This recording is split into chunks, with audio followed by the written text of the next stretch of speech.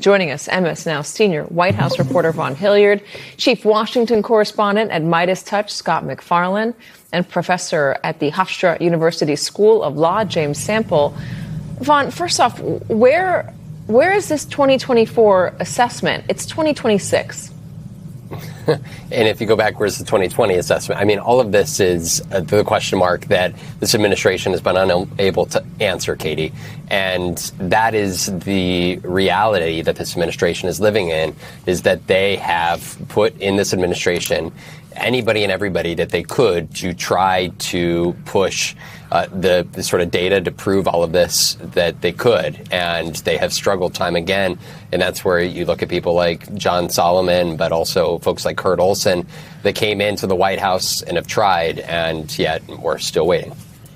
So just to put on the screen, in 2020, the report was released by the Biden administration in March of 2021. The Biden administration released the 22 report, the midterm report, in December of 2023. So they were in compliance with this law. Donald Trump is still pending. James, explain a little bit further what exactly would be in this document.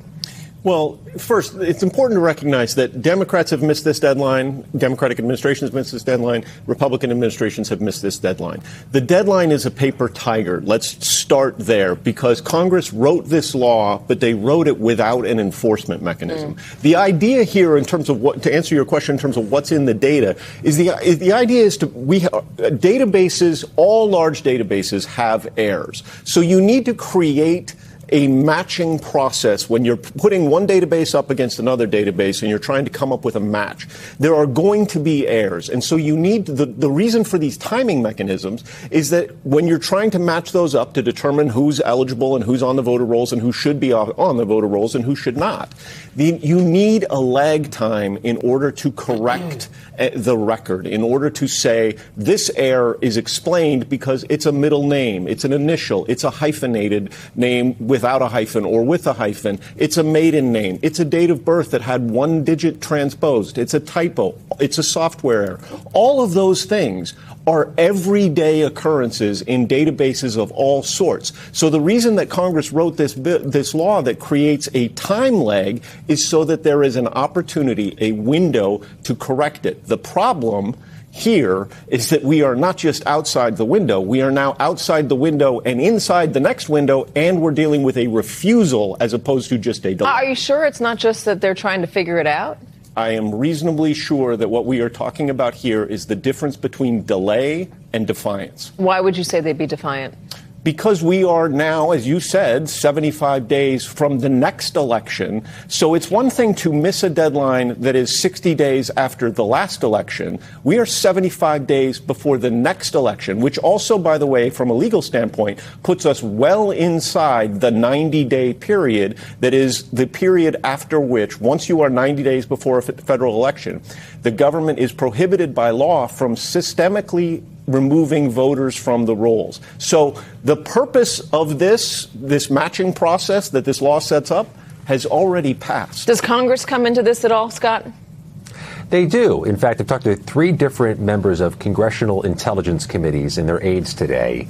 They want to strip money from the Director of National Intelligence until they produce these reports. The 2024 report that Vaughn mentioned. And, oh, by the way, the 2026 foreign interference report was due 105 days ago. They're late on their work with that, too.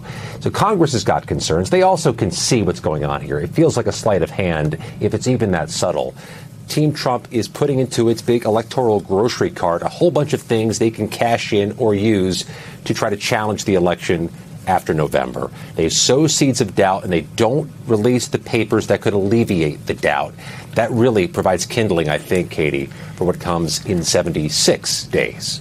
Yeah, all right. So given that, we do have some kindling that the White House has already released. Vaughn, this non-citizen voting, the voting claims that the White House has put out, what's up with them not being verified?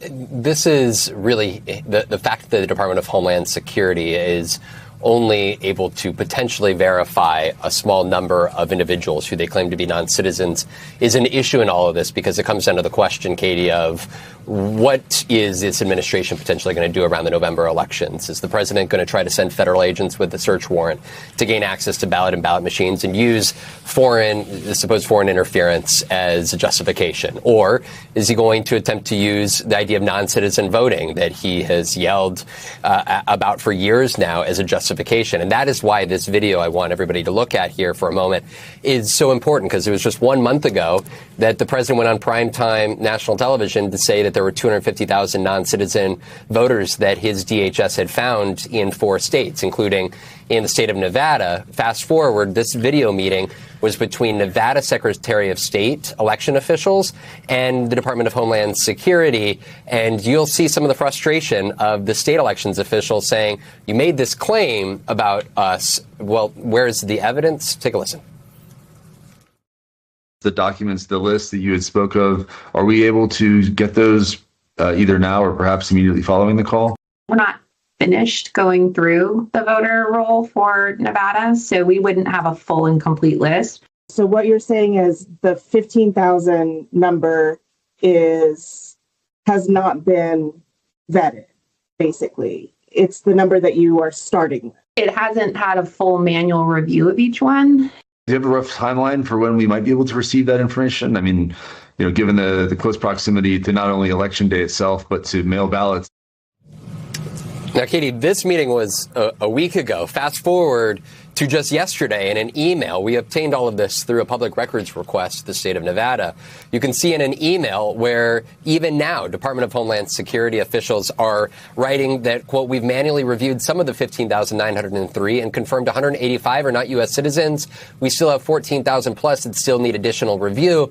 But they're also limiting the amount of information from their claimed data that the federal government is saying that they have and are providing the state of Nevada, which, again, just hits at the heart of what has been a years-long issue of Trump and allies claiming mass number of non-citizen voters.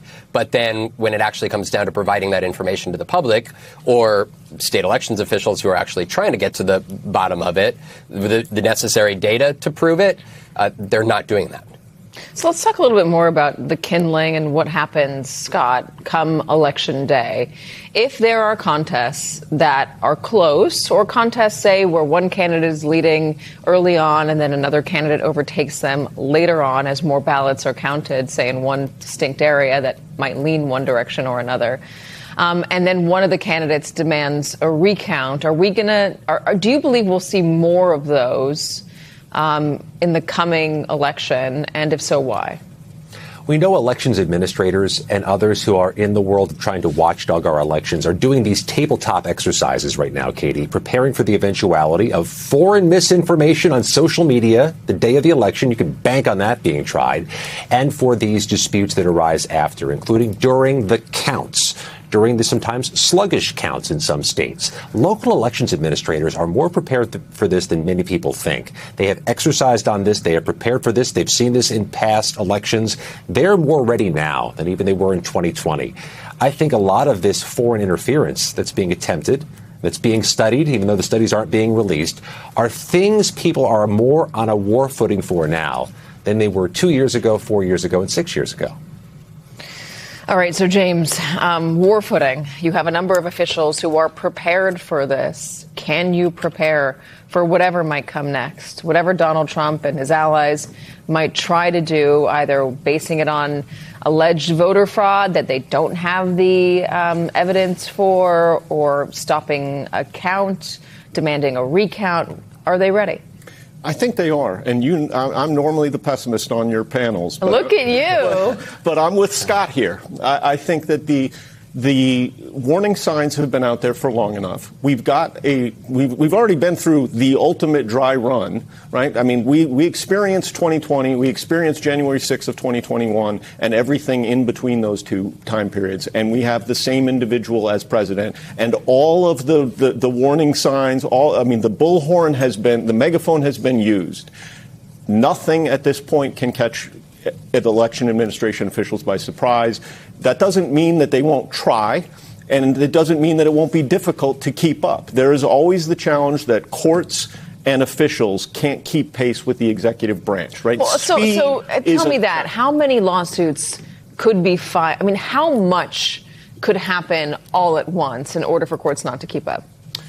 Well, in a particular jurisdiction, and it couldn't, and listen, we've seen, there's plenty of evidence, 2000 in Florida, and Georgia in 2020, and if you end up in a situation where there is a state and the Senate or the House is hanging in the balance based on the results in that state, you are going to see the kitchen sink get thrown. And that is going to be, on the other hand, because all of the resources will go that direction for the individual trying to challenge. On the other hand, it's sports. The other side can play defense. And I think that what will happen is that the system will hold in large part because of the people in it. Here's a question for you. Could a state appeal to the Supreme Court ahead of time to say, we want you to affirm that we have control of our elections, that the federal government cannot walk in and try to seize ballots, cannot walk in to try to seize voting machines, cannot walk in and try to demand a vote be stopped or a count be stopped? Not to get professorial here. Please do. There is a ban in the federal system on in the courts on what's known as an advisory opinion, which is to say that when there is a lack of a case or controversy as defined under the Article 3 of the Constitution, federal courts lack jurisdiction, and the Supreme Court in particular lacks jurisdiction to issue essentially what you're describing, an advisory opinion saying all of that. That being said, there's plenty of precedent that already says that. And there is a Constitution which makes it abundantly clear that the executive has no role. So